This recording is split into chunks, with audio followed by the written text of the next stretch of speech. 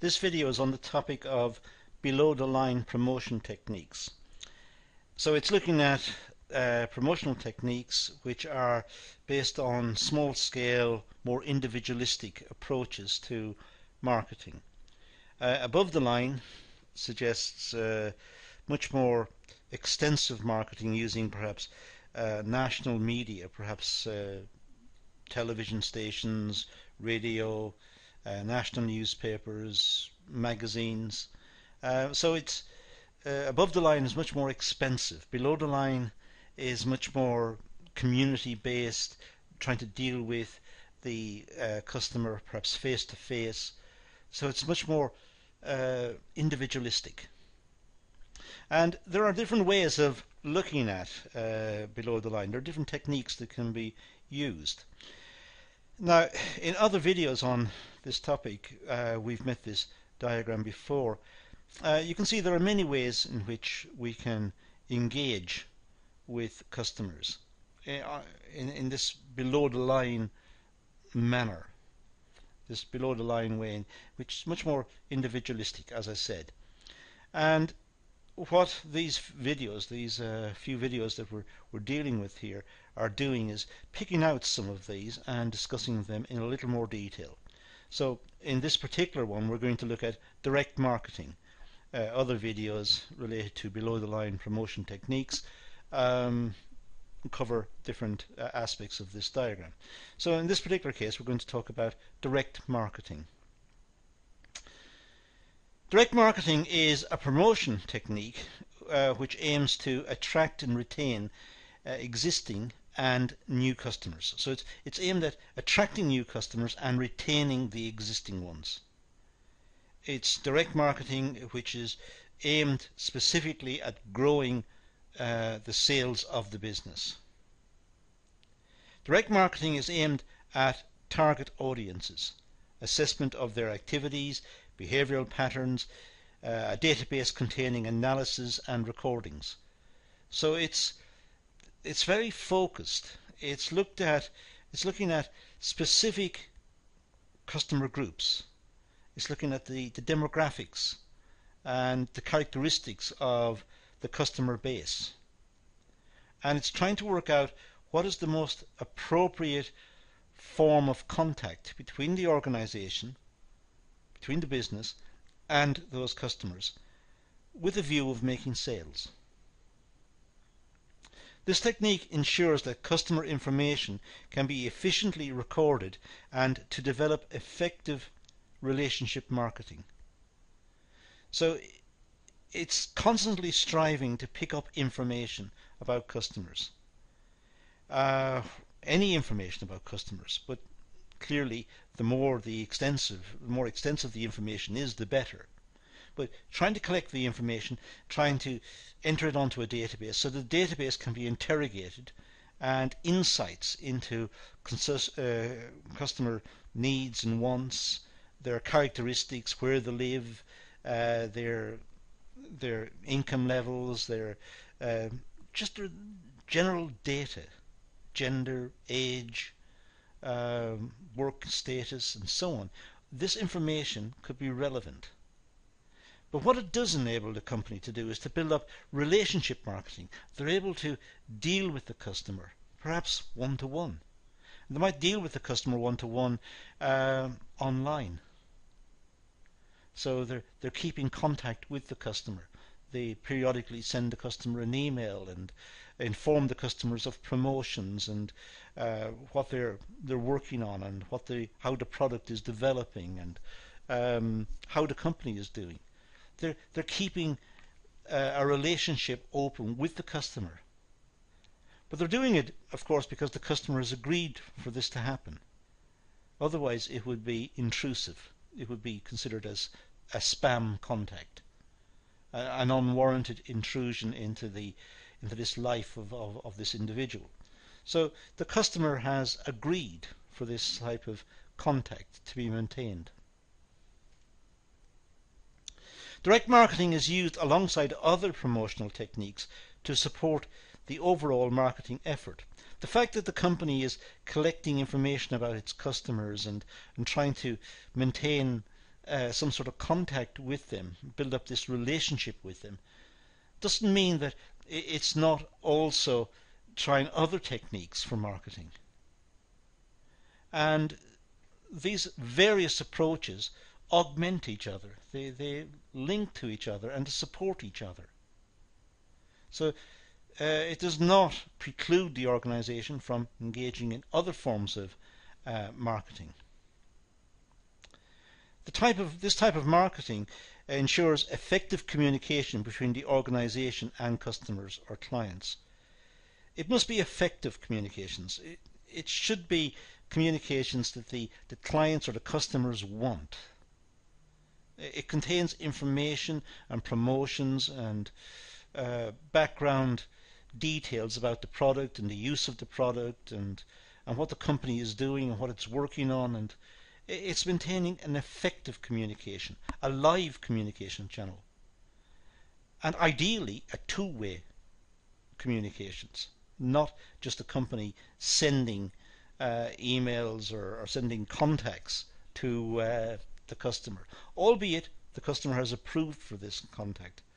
But it should be two-way. The customer should be able to send comments back, and the customer is more integrated into almost the development and the life of the business. The technique is cost effective, and the organization can target potential groups or individuals efficiently. So the fact that the company can target individuals means it's not wasting its resources. It's not just putting out promotional material in general, a lot of which will not be picked up or used or appreciated by the recipients. So the company is focusing in on customers who it knows are interested in the product and interested in what it's doing. Of course, it's constantly trying to expand its database of contacts. And that's where it's putting its effort in, to try and build up more and more contacts, more and more forming more relationships with customers. But it's not wasting effort just generally using a shotgun, trying to hit as many as possible. This particular technique could be referred to as a rifle approach. They're trying to get customers they know exist and who are interested in particular campaigns and being involved. Direct marketing is mainly conducted through the following medium or media. Targeted television or telemarketing. It could be that they only advertise on particular channels that attract particular types of customer. So if the customers are more thinking cerebral type of people, they might advertise only on the Discovery Channel. If they're more interested in music and fashion, they might go for younger channels, perhaps music channels on television. So they're trying to target the likely customers for the particular product. They will also do this with radio, newspaper and magazines. They will pick selected magazines, selected newspapers, selected radio stations. So it depends on the age profile, the demographics, the income levels, the geographic area. Out of this, they will decide how it's best to target their potential customers. Using email and mail may be counterproductive if it's not approved in advance. Otherwise it may be seen as spam, which may go to damage the reputation of the business. Just simply sending somebody an email is not a good idea. It might damage the reputation of the business. The person didn't want the email. Then the person's got to clear the email, and it builds up a bad reputation for the business. So care must be taken when using email and mail. And indeed, going back to 3, telephone as well. The same applies to the telephone. If people get cold calls from organizations, they may be alienated from the organization. The organization may receive a bad reputation. It may be very counterproductive.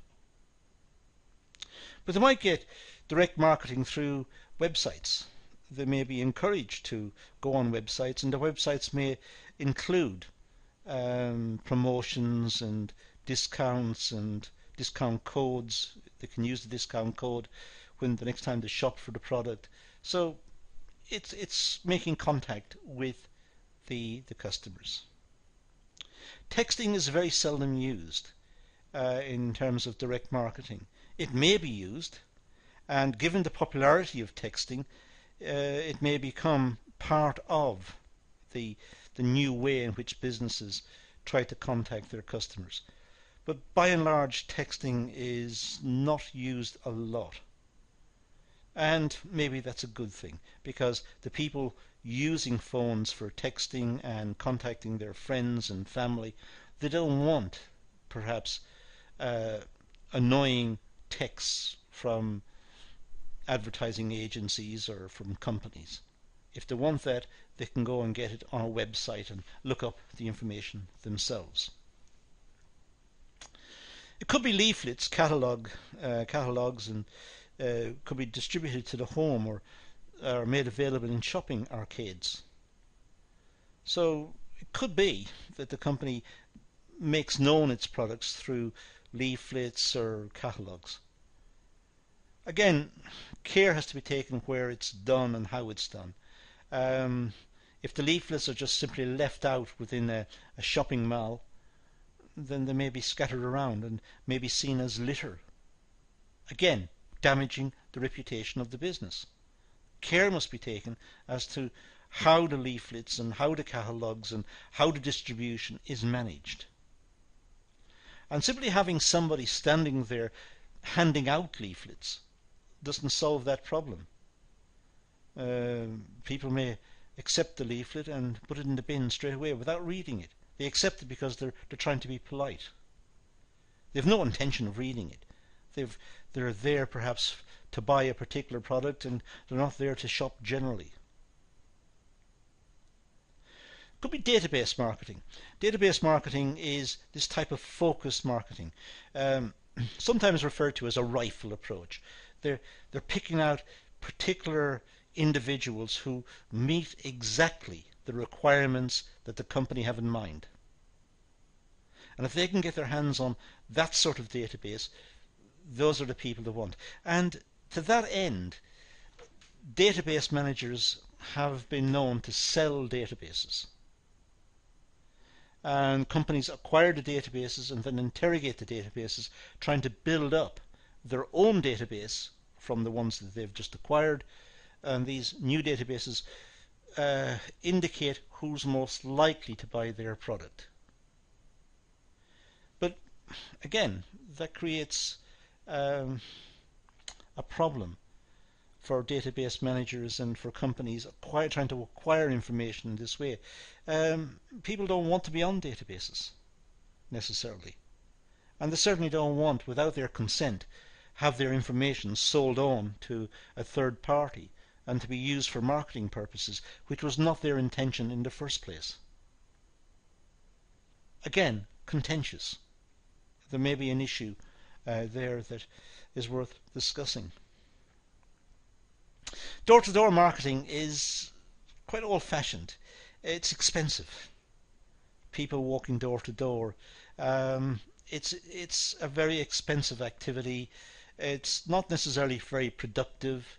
Sometimes people within the home are busy. They're cooking a meal or simply relaxing. They've had a hard day's work, and they don't want to stand at the door being interviewed or trying to deal with a salesperson who's trying to make a sale. So door-to-door salesmanship is in decline, and that's what the evidence seems to suggest. It is not as popular, certainly, as it was, let's say, 20 or 30 years ago or 40 years ago. And it's broadly replaced by some of the approaches that we've mentioned on this slide just above, websites and online and radio, television, and so on.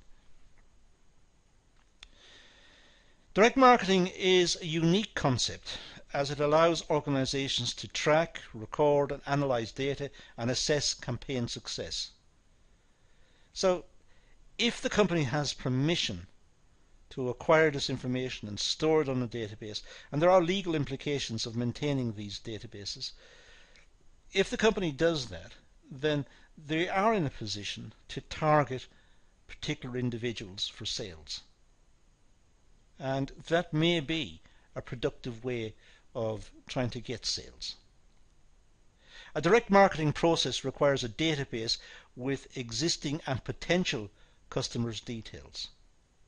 So, first of all, the individuals on the database should know they're on the database and should have the right to have their name and details removed from the database. But for individuals who don't mind being on the database, their names, their gender may be relevant, their address, their buying patterns, what they purchased, how much was spent on particular items, their occupation and how they live, have they got a car, do they go on holidays, what do they work at, what are their qualifications, what are their interests, hobbies. So there's a variety of information that may be stored which may help marketing personnel. But as I said, this should be with the approval of the people on the database. And that could be an issue. Selection of target audience is more focused and the advertising message is relevant to the customers in the database. Well, it is more focused because they're clearly able to discriminate within the database. They're able to interrogate the database for particular attributes, particular ages, for example, or genders, or particular occupations. So they're able to match up who they want to target. And they know roughly how many people are falling within that category and how much they need to spend in order to hit that particular group. So it is efficient in that sense. It's just making the database and acquiring the database in the first place could be expensive, and as I said earlier, ideally and indeed legally, the people on the database should approve of their existence on the database, and they should have the right to have their details removed if they so require. Direct marketing can always expect a customer response, such as call to action. Now, a call to action in this case means that the customers need to make a response to the direct marketing initiative. So the customers are expected to make a response. This is called a call to action. For example, customers are directed to make a phone call or to call a particular number.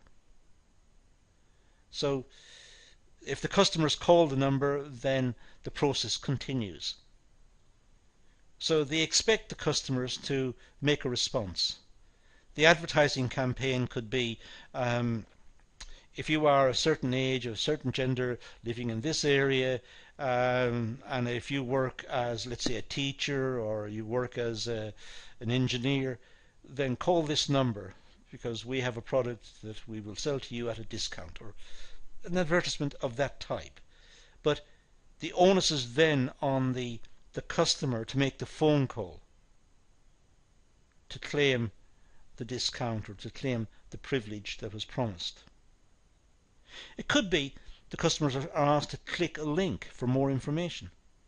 It's an action. It's a call to action. It's asking the customer to approve what's happening and to click on a link.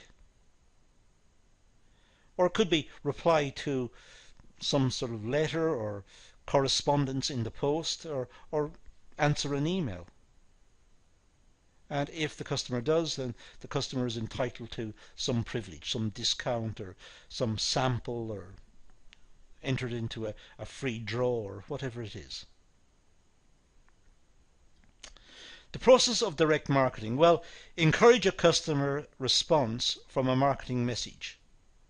For example, responding to coupons, making a telephone inquiry, invitations and offers. So the direct marketing process, it should encourage the customers to make a response. The customers have to show interest. And if they show an interest, then a rapport between the seller and the buyer may be opened and a sale may result. Open communication must be present for the customer to interact with the customer client. So there must be a communications channel. There must be a way in which the customer and the organization can contact each other. It might be a channel, a telephone channel, or an internet contact of some sort. Perhaps, as I said earlier, simply responding to an email. But there must be a communications mechanism that enables interaction between the two. Build positive relationships with the customer in order encourage loyalty and repeat purchases. So they have to build these relationships. And this happens over time. And in the meantime, the customers must be kept interested. They must be given information and privileges for them to remain on the database and to remain contactable by the organization. So they're building a positive relationship. The customers like being contacted by that organization. They benefit from it. And the customers become loyal to the organization, and hence, of course, they will make repeat purchases. Now, the process of direct marketing. Well, the database system allows for effective monitoring, recording, analysis, and evaluating data and customer response. So the database approach is widely used. Obviously, here we're talking about organizations that have the competencies to use this type of approach, or they may approach marketing and other agencies to supply this service to them if they haven't got in-house expertise. But once the database is established, once the information is entered on the database and the information on the database is significant and growing, then they're able to monitor what's happening on the database. They're able to record, analyze, evaluate, and of course out of this they have clearer indication of the types of marketing strategy they should implement. What sort of sales campaigns should they put in place? Integrate into a marketing strategy to formulate objectives. It's important that the whole database approach is put into a wider marketing strategy. The wider marketing strategy is the contacts that the organization, the company has with the market. Looking at the demographics within the market, looking at after-sales service, looking at the quality reports, looking at the feedback they're getting from agents in the field, from their representatives who have contact with the customers. The marketing activity is quite a wide brief, but the database is very specific, and that should be integrated into this wider marketing strategy so as to formulate specific campaigns and to grow sales in particular areas and within particular groupings. The advantages, well, effective in measuring customer response. It is possible to gauge customer responses and to record the customer responses and see where failings have taken place and how to address the failings. And if the responses are positive, to see why they're seen as positive and to build on that feedback. Marketing messages can be adapted to meet target audience requirements. Well, the messages that the company get back, which they're able to record on their database, perhaps against individuals, or there could be generalized comments that apply to particular groups, they're able to use that to refine their marketing initiatives in the future. They may indeed use the feedbacks to engage in product innovation and development, which will refine the product and more align the product with customer requirements. It's a cost-effective approach, especially if it's online marketing. So direct marketing is good if it's online. Online is the cheapest way to do it. If it involves people, perhaps even face to face, it's expensive. Good for trailing small campaigns before approaching the wider market. It's wise to try out campaigns on a small scale before they're launched on a much bigger and grander scale. It saves a lot. If it's done on a small scale and the feedback is overwhelmingly positive, that's a good sign, and it removes a lot of the risk associated with a large campaign. So having small scale campaigns is a good way of finding out how the customers see what the campaign is about, what the customers think about the product, the company, about this particular way of presenting the product and presenting the company. So it's minimizing risk, the risk of spending a lot on a big campaign. It's trialing the campaign. It's testing it, small scale, before it's launched on a much wider scale. Marketing activities can be measured and controlled. Well, there appears to be metrics involved. When we think of a database, we think of metrics, we think of measuring.